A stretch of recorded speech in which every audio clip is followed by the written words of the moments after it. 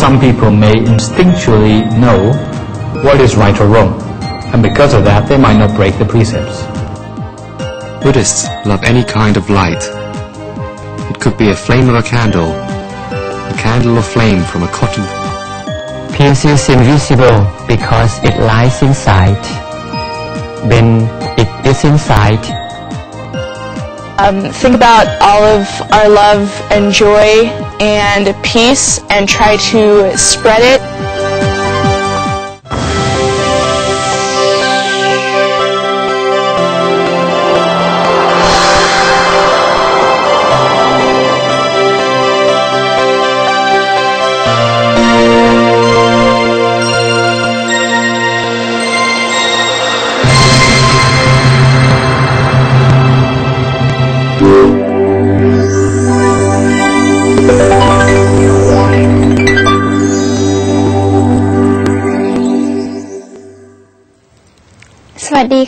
Hello and welcome to another edition of Meditation for All, a show which leaves you feeling spiritually centered and uplifted. I am Chananpan Rotjan, your host for today. Coming up on today's show, we will be joining Venerable Nicholas Thanisaro, who will be speaking about keeping the precepts as one way to accumulate merit by observing the rule of training ourselves to have a high quality of mind. Venerable Somsak Piyasilo will be guiding us through our meditation. We have another edition of Buddhist Culture. And lastly, Joe will interview the participants of the Middle Way Meditation Retreat.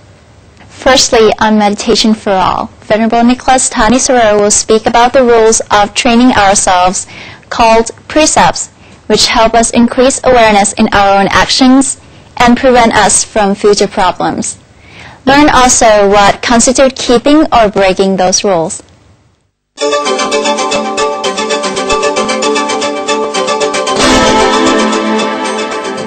Just as we can apply these 5 components to the first precept, then in the same way we can apply them to the other precepts as well. For example, if you think about stealing, then first of all, the object must really not belong to you, okay?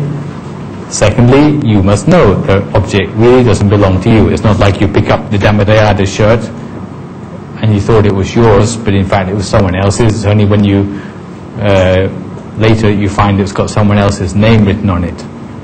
You must know that it's not belonging to you. Thirdly, you must intend to take it away from the possession of the person it belongs to. Thirdly, you must make the effort to remove it. And you can be detailed in that. For example, if you want to steal a chair, then the point where it becomes a breaking of the precept is when the feet leave the ground. And it really must disappear from the ownership of that person as intended. As for the third precept, then the woman or man involved must really be someone who is not married to you, or a man or a woman who tradition prohibits as a sexual partner. For example, a prisoner, or a nun or a monk. Okay? And you must know that, and you must have the intention to have sexual relations with them. Fourthly, there must be some effort made, like removal of clothes, etc., etc. And fifthly, there must be an actual joining of sexual organs. So you can apply it for yourself. Telling a lie, you must know that a certain story is not true. It must not be true. You must know it's not true. You have the intention to misrepresent the truth in that way. You make the effort to say it or write it, and you manage to deceive the person as you intended. Okay? And drinking alcohol, for the 5 precepts, you must know that it is alcohol. The 8 precepts, it doesn't matter whether you know or not. If it goes down your throat, it's still breaking the precept, okay? There's said to be a small difference between 5 and 8 precepts in this respect. So there would only be 4 components for drinking alcohol in the 8 precepts. You get the idea? Yeah. Or like breaking a precept on lying. People sometimes say that they don't want to lie, so they tell the truth, but not the whole truth. Is that breaking the precept? Not to tell the whole truth is not to tell a lie. Neither is keeping your mouth shut. You can only have points deducted for what you say.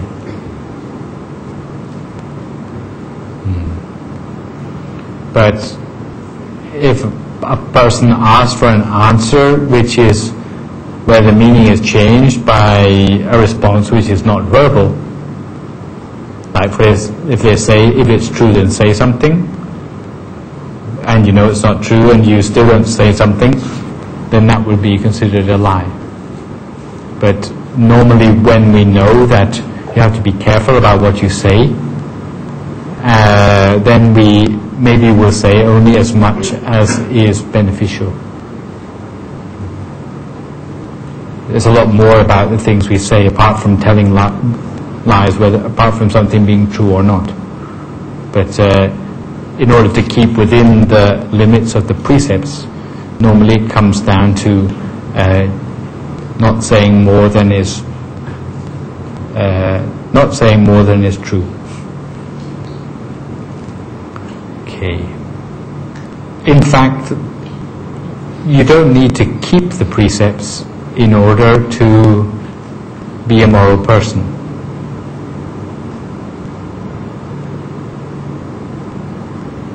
True? To give an example, there are many people who are Christians, and because of the certain disciplines which Christians keep, which coincide with the precepts, they may go through life without ever having broken the precepts, even though they didn't bother keeping them in the first place. Or some people may instinctually know what is right or wrong, and because of that they might not break the precepts. So by luck or by common sense, a person might be able to lead a moral life. True? Of course it's not quite so easy, of course it's a little bit more risky, but there are many examples of this happening. And even in my own travels from country to country, some countries where culturally they are very controlled, for example Islamic countries, often they do well in their meditation. Why? Because even without knowing what precepts are, they keep most of them anyway, just from the fact that their own religion requires them to do it. So there's a degree of social control. In fact, there are 3 ways of maintaining morality. And the first, which I've just mentioned, is what's called situational avoidance. It's in your notes. And some people, simply by the fact they have a conscience, avoid certain behaviors which may coincide with the precepts. For example, there's a story in the scriptures about a family where the mother is ill. And in the family there were 2 sons. And the older son said to the younger son, "I've heard that fresh rabbit blood could help our mother overcome this skin disease which she is dying of." So the younger son says, "Okay, I'll go out and catch a rabbit, then we can use its fresh blood to rub on the mother's wounds, and in that way she can get better." So the younger son, he went out and eventually he managed to trap a rabbit. But when he saw the little beady eyes of the rabbit blinking at him, suddenly he thought to himself, "This can't be right."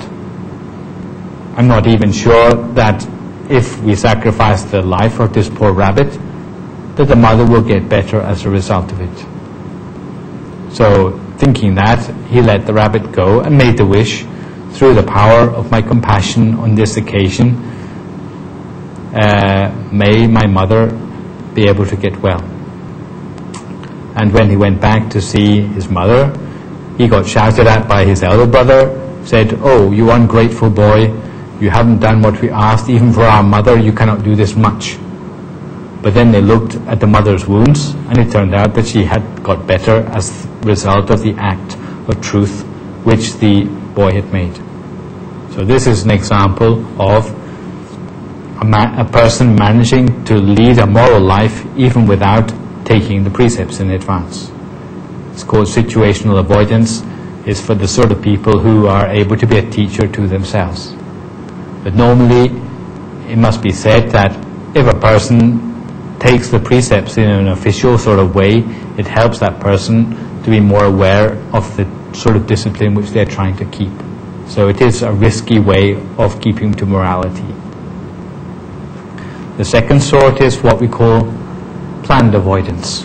So when a person keeps the precepts, they take the precepts from the monk with the words Mayam Bante Visung Visung Rakanathaya. When they take the precepts in this way and they are given the precepts by a monk, then they usually try to make more of an effort to keep those precepts intact. And this is what we call samadhana, or taking the precepts in advance. There's another account in the scriptures of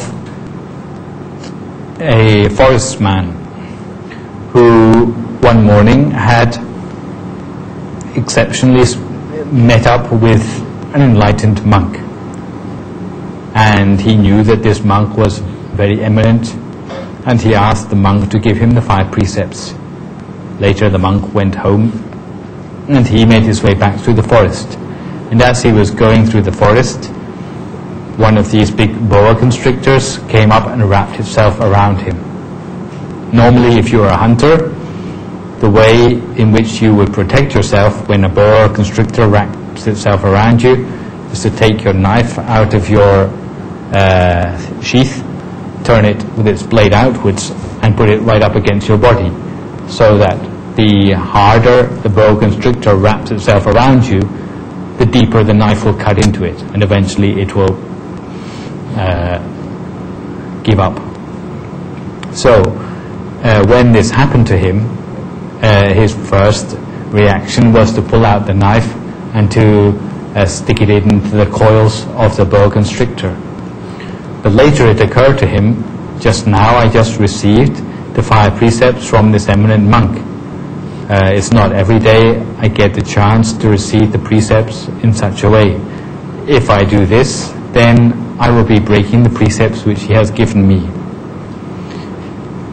If I were to die today, but my precepts were intact, then surely I would have a better afterlife destination than if I were to live a long life but to have precepts which are broken. So thinking that, he took his knife back again and put it back in its sheath. But the strange thing was that the more that boa constrictor wrapped itself around him, the hotter it became. And eventually it felt so hot that it left the guy completely alone and slithered off into the forest. So this is an example of being protected by the precepts. But in this case, the reason why the forestman trusted in his precepts was because he had taken them in an official way from the monk earlier that day. Last but not least comes the way of morality of those who have a very high mental attainment. If a person has a very pure mind, the sort of mind where they have attained stages of Buddhist sainthood, then no aggressive or unwholesome intentions even arise in their mind anymore. So there's no intention to create any harm, then of course they would never say or do anything which is harmful. True? So this is what we call avoidance by transcendental means. And there's also a story to go with this. It's a love story. Once upon a time, there was a certain princess or daughter of a wealthy merchant who had practiced meditation with the Buddha until she had managed to attain what is known as stream entry. Know what stream entry is? How high up is that in the order of Buddhist sainthood? First stage. It's a stage where certain forms of defilements have been taken away completely from the mind, but unfortunately sense desire still remains. So such a person wouldn't have any ill will, anger anymore, or delusion about their self anymore, but they still have sense desire. Sense desire hasn't been completely eradicated. And because she was leading a cosseted lifestyle, supposedly in a 7-story tower, one day she saw a hunter who had been captured as a criminal being escorted down the road for his execution. And as she looked out of her window, she fell in love with this guy. So she thought to herself, I will use my influence to save this man's life. And she bribed the guards to take some other prisoner who didn't matter and execute him instead, and sneak this guy out so that she could elope with him. Okay? So she gave up her life as a millionaire's daughter or as a princess and went to live in the forest with this guy. And the guy went back to his usual profession, which was hunting. And each day before her husband went to work, she would be the one to lay out all the knives and bow and arrow, etc., and traps on the table for her husband to go off to work in a convenient way. And the husband would go out and he would capture a whole lot of animals and bring them back. So did she kill animals? But she laid out all the weapons for him to do his duty, right? And eventually they had 7 sons and 7 daughters. And one day, as the Buddha was meditating early in the morning, he saw that he could be of great service to this family. So the Buddha went to the forest where he knew he would meet up with the hunter. And the hunter was very irritated that day because he couldn't capture any animals in his traps as he usually could. And when he found out the reason was that this monk, he didn't know who this monk was, he thought this must be the cause of the fact I cannot capture any animals today. So when he saw the Buddha, he immediately put an arrow in his bow and aimed it at the Buddha, who was sitting peacefully under a tree meditating. But try as he might, he could not move from the spot and he could not release the arrow. So he's stuck there. Eventually all his 7 sons came and they tried the same thing. And they couldn't manage to shoot the Buddha and they couldn't manage to move. Eventually when none of them came home, then the wife and all the daughters came out. And when the wife saw her husband and sons supposedly trying to shoot at the Buddha, she said, "Leave him alone, he's my father." And only then did they realize that this monk was of no harm to them. And the Buddha was able to preach to them, and the woman was able to become completely enlightened. The others were able to get some level of attainment. But later, the monks in the temple were having their normal gossip, having a discussion of the Dhamma, and they asked the Buddha, how can this be? This woman who was laying out the weapons for this hunter to go and kill animals every day, how can she have a mind which is so pure that she could become completely enlightened like this only after a short teaching? And the Buddha explained it's because this woman had a mind which is so pure that no negative intentions arose in her mind anymore.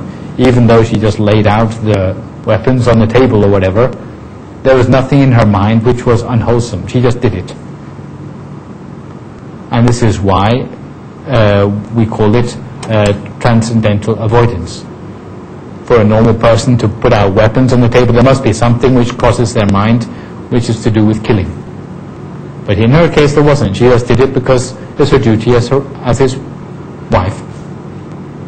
So this is what's known as transcendental avoidance.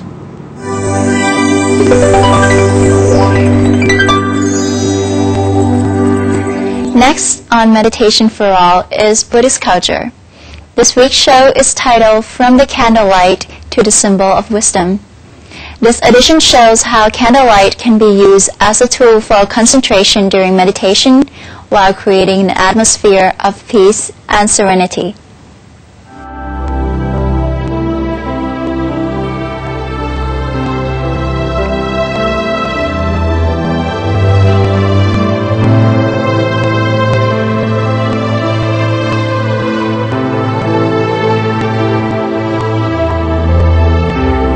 From candlelight to symbol of wisdom.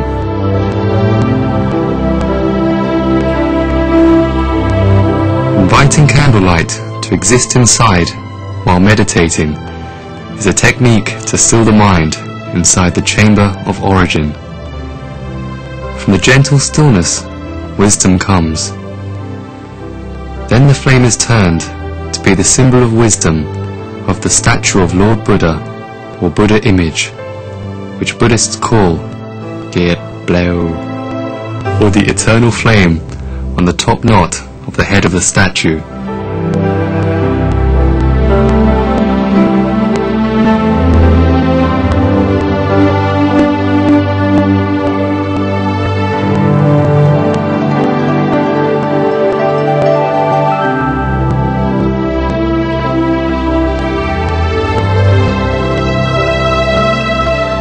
Not only in the day of Buddhist Lent, but also throughout the year, during any time of meditation, Buddhists like to light a candle and love to make the flame to be the tool of concentration, or only to decorate the atmosphere, to make it more serene.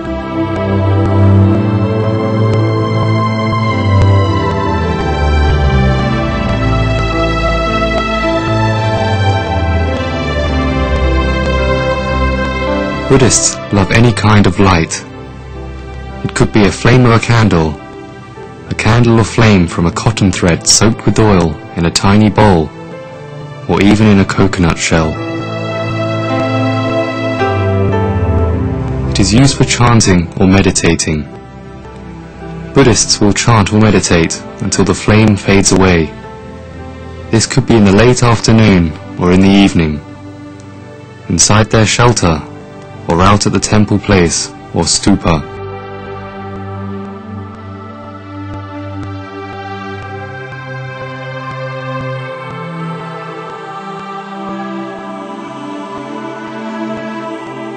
The outside light acts as the shade of peace, but it is only external.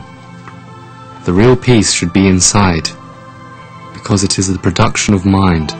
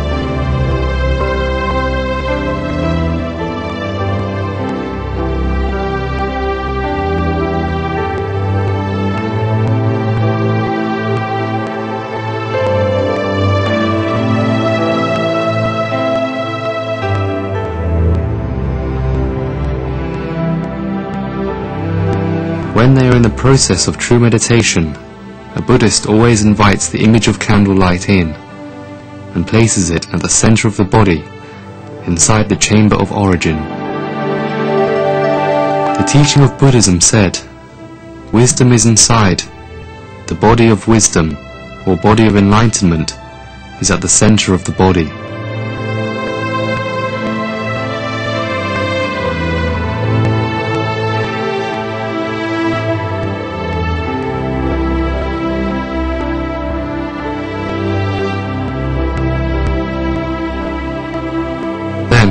When they meditate, they learn to travel inward, and by visualization, the candlelight is the landmark inside.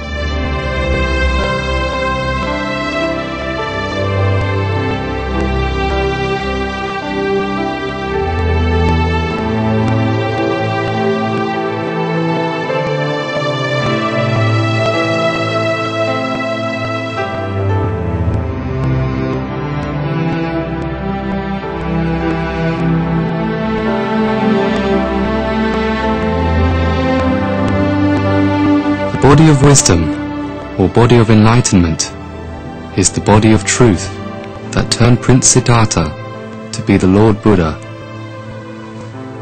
Buddhism said, to be the Lord Buddha, one must blend the two bodies to be as one.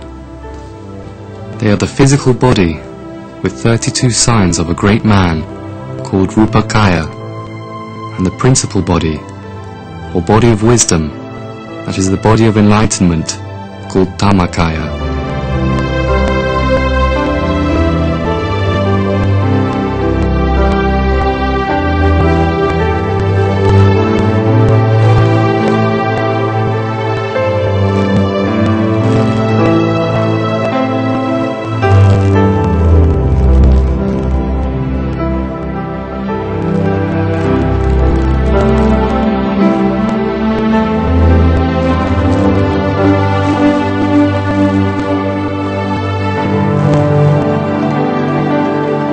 Dhammakaya, or body of enlightenment, is provable only by true meditation through the center of the body, after the stillness at that point is completed. Then, the true traveling inward begins.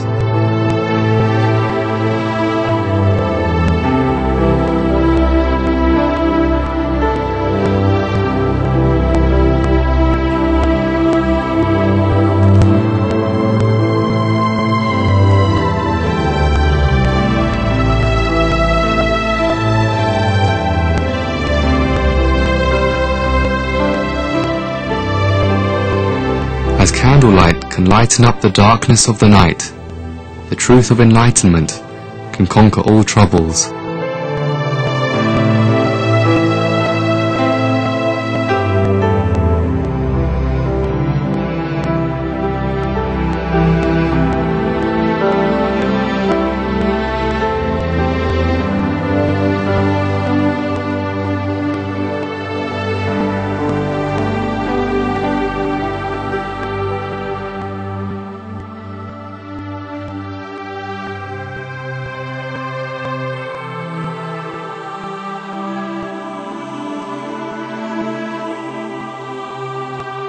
Based on this principle, candlelight turns to be the symbol of wisdom.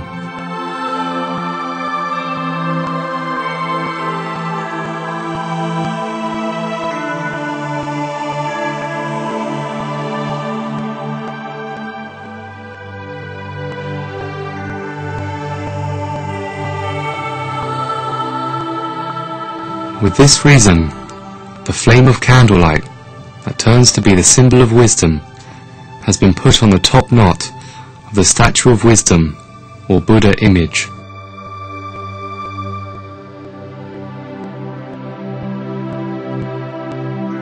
This belief firstly became visible at Sri Lanka around 1,000 years ago.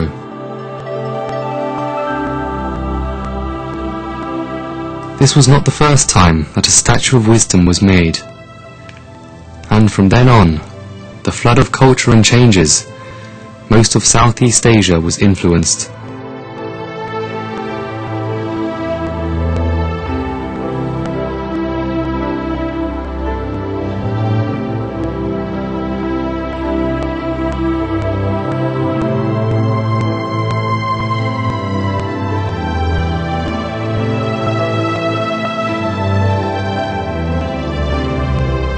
In Thailand, the most flourished land of Buddhism, this type of statue was seen in the time of Sukhothai period, or around 900 years ago, when the exchange of Buddhist monks between the two Buddhist countries were made.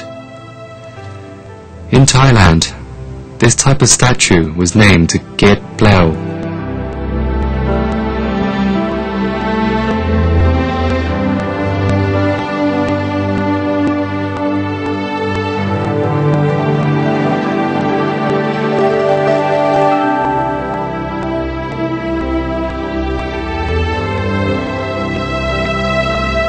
This has then come to be the major type of statue making of wisdom, from Sukhothai to Ayutthaya until now.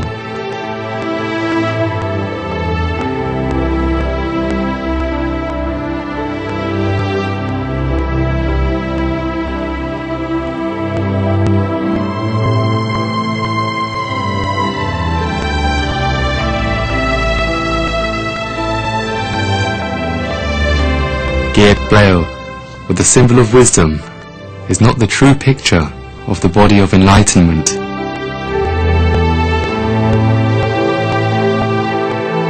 It is only the image of light that stimulates wisdom. It is only to convey the truth that the real light is the light of wisdom founded by Lord Buddha through meditation. It is the eternal light to lighten up the world of troublesome in which we survive.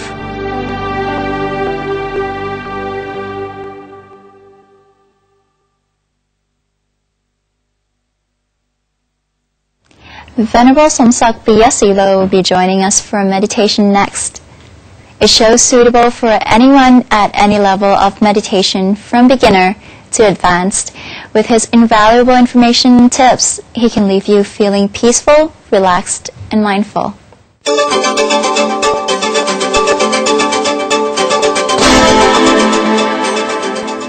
Peace is invisible because it lies inside. When it is inside, it can't be seen, but it can be touched. When we touch peace inside from meditation, we shall know that it's so powerful. And meditation is the only means, the only vehicle that will bring us to touch peace inside. Peace is really inside. Why don't we try meditation together?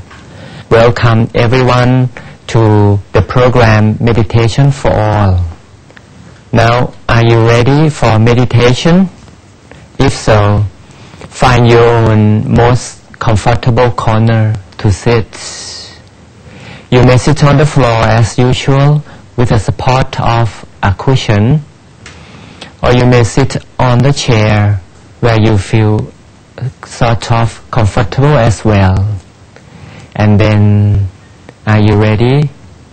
We just relax and close our eyes slowly. Every session of meditation will start with relaxation. We can breathe in deeply and take a long out breath. This is in order to relax. Relax the whole body while we keep our back so straight. Keeping the back straight will make us really comfortable throughout the meditation session. We relax as if we are dipped into the stream of relaxation. It's like we are beneath the waterfall of relaxation. This makes the whole body, from head to heels, relaxed.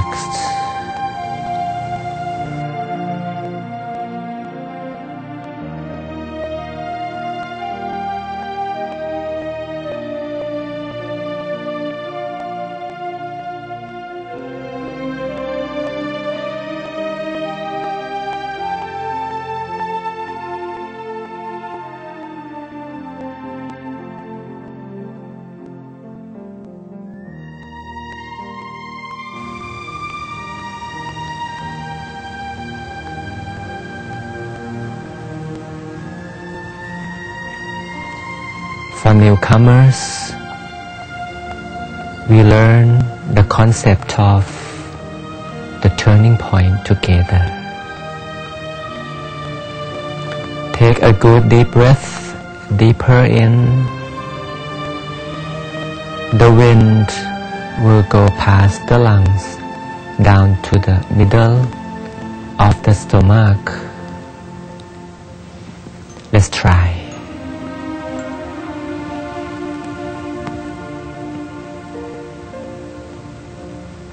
The middle of stomach, where the in-breath turns out-breath, we name this the turning point.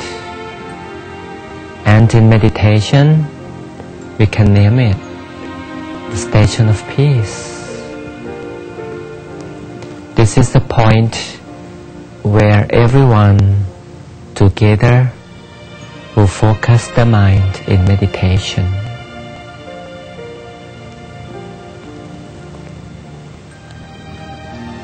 Allow the mind to enter the center of the body. The mind makes a journey and will stand still at this very center of the body.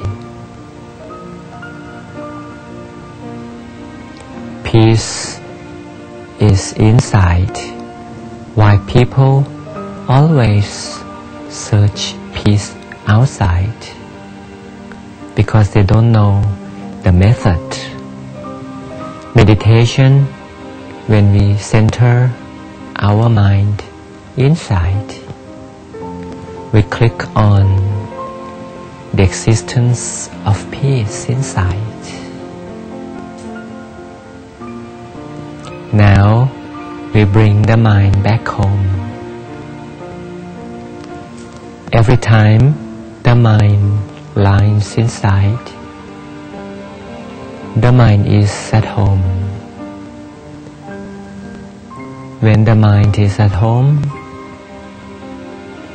the mind feels peace. Peace is felt gradually.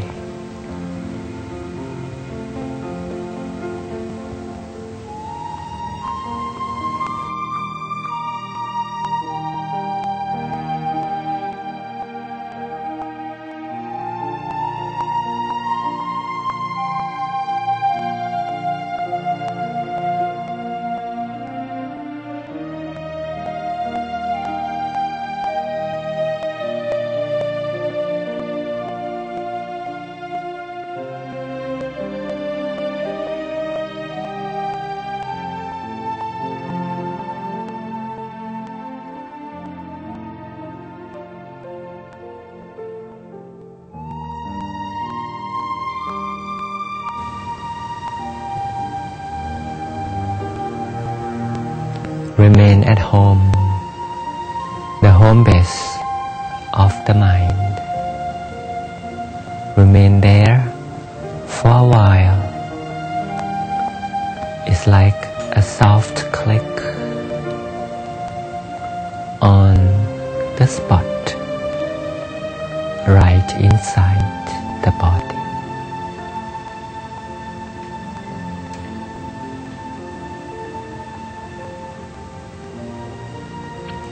When we click it right,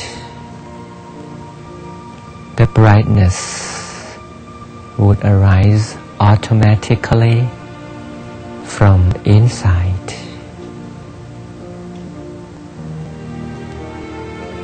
It's like the silvery moon is shining all over inside.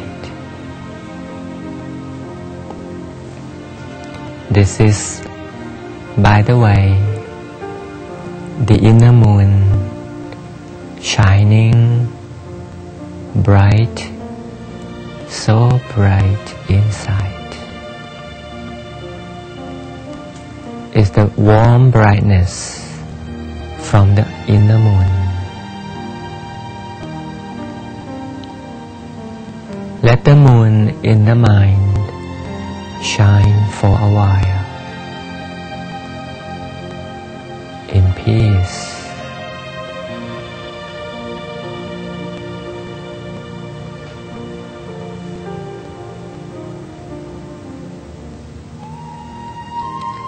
And right in the middle of the moon, the round moon, and we decorate the center of the moon by a little tiny star, a bright dot right in the center of the moon is shining brighter than the round moon. The bright dot of the star is the connection of the mind and the land of the Supreme Truth. Anyway, enjoy looking at the middle. That is a tiny star in the middle of the shining moon, in much more peace.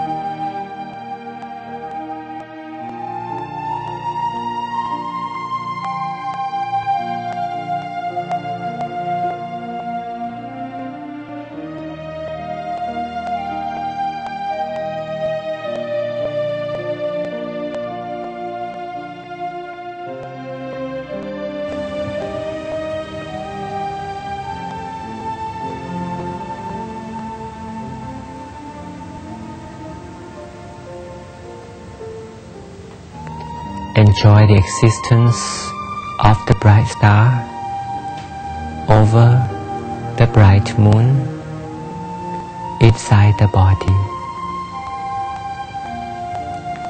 We shall realize that this is our best friend.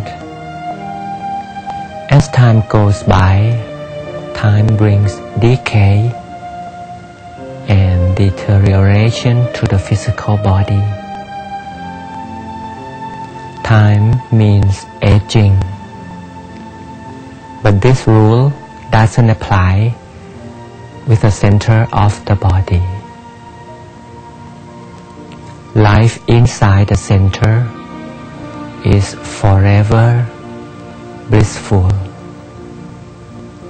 Every time we meditate and click on happiness and peace inside, life is forever young and blissful.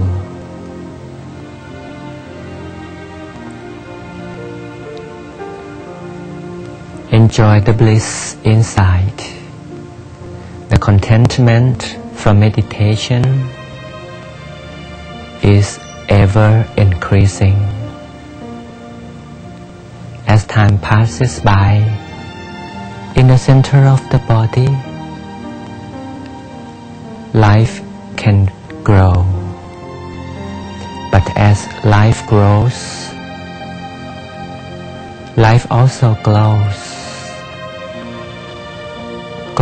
with the brightness from the bright dot over the bright moon in the center of the body.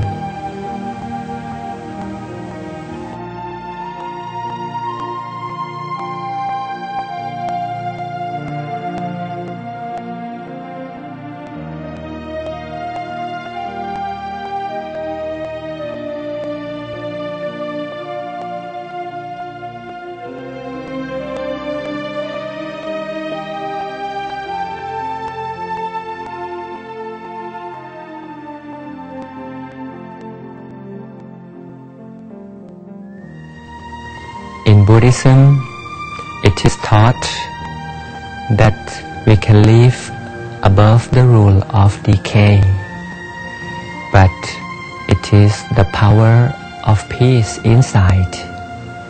We can call this the invisible power of peace. Peace is the production of meditation. Peace is taught a lot in Buddhism. Thanks for the Oriental philosophy, and also thanks for Buddhism, who teach how to live above the rule of decay. In meditation, life is fulfilled, and we have the promise of a better life as time goes by. If we meditate often, the inside is happier and more and more all the time. It is not like the physical body that we get older and older all the time. So if we want real peace, we need meditation.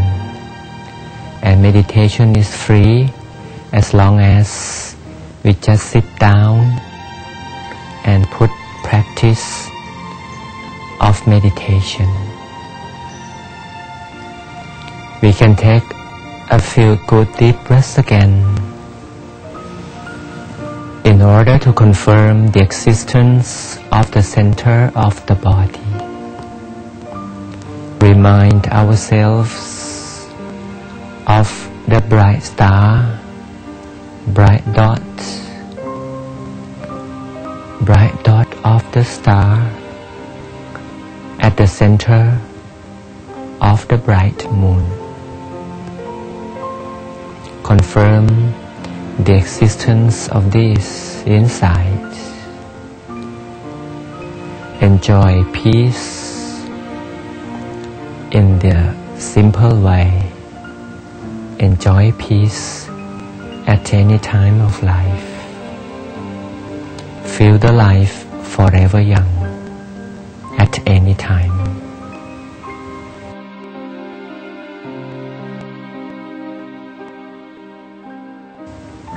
And once we are ready, ladies and gentlemen, let's count down from 3 to 0 in order to slowly open up.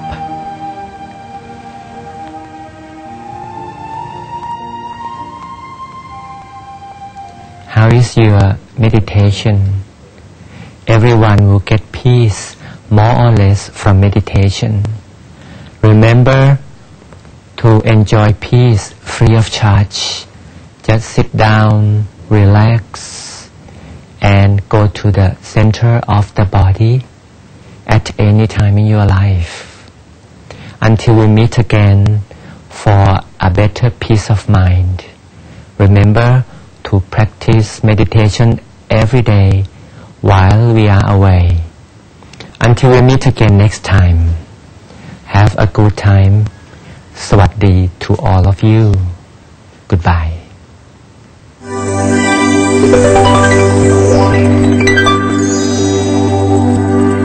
Next, meet Dana Cook, an exchange student from the U.S. who joins the Middle Way Meditation Retreat. Find out her most impressive moments at Suan Phet Kao, the retreat center.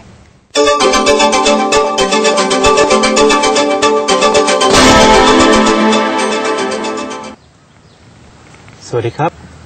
My name is Jinda Limsakun. Welcome back once again to the interview session. Today I will take you to have a conversation with one of our participants in the meditation retreat program, which is called the Middle Way. Okay, and Sawadee. So could you tell us your name and the country where you're from? Yes, my name is Dana, and I am from America, Arizona. Okay, and how did you find out about this program? One of the monks, Prapisit, is I guess, visiting teacher at a university in Bangkok where I'm doing a study abroad here for 4 months, and he gave us pamphlets for it, and I was interested. What is the most impressive meditation moment, like experience, that you have gained from over here? Think about all of our love and joy and peace and try to spread it throughout the world. And I really just love that moment, and I've been able to kind of pull that in and have that be something I do myself without someone guiding me through it, and that in and of itself has really helped me to just get so filled with joy that it's overwhelming and really amazing. And what technique, when you start meditating, what technique to keep your mind, stand still? I don't think I've entirely gotten my mind to stand still yet. But the mantra usually works to clear my head of anything else, because if I'm doing the mantra, then I'm just thinking Sama Arahang instead of everything else coming into my head, so that usually works pretty well. How do you like here, Suan Phet Kao? It's really nice. There's beautiful trees all around. And I really like the way the camp's set up with the females separated from the males, so it's kind of really free of distractions. Grass is green, and it's just really, really conducive to feeling peaceful and feeling kind of separated from everything else and being able to let the rest of my life just go and just concentrate on being here and just feeling really at peace. And sleeping in a tent, does it disturb you at all? I think it's kind of fun. It's part of the experience. I mean, you're in the forest. I would just feel rather awkward if I were staying, I don't know, in anything other than a tent or a very rugged cabin. So I enjoy the tent. I have my own little private space, and that's really nice. And it's just very, it just makes you, again, feel really at peace with everything and just a part of everything around you, because it's very grounding. And it's very nice. I've got plenty of cozy blankets. And as you know, that meditation is really a universal thing, anyone can do it. You think so?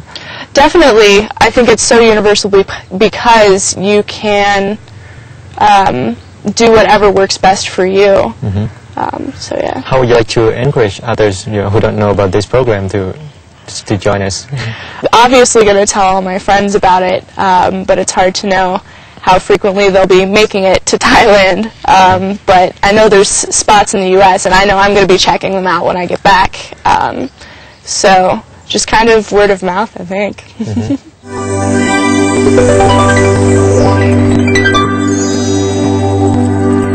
That's all for now. We hope you join us again next week. Until then, remember to keep your mind centered at all times. สวัสดีค่ะ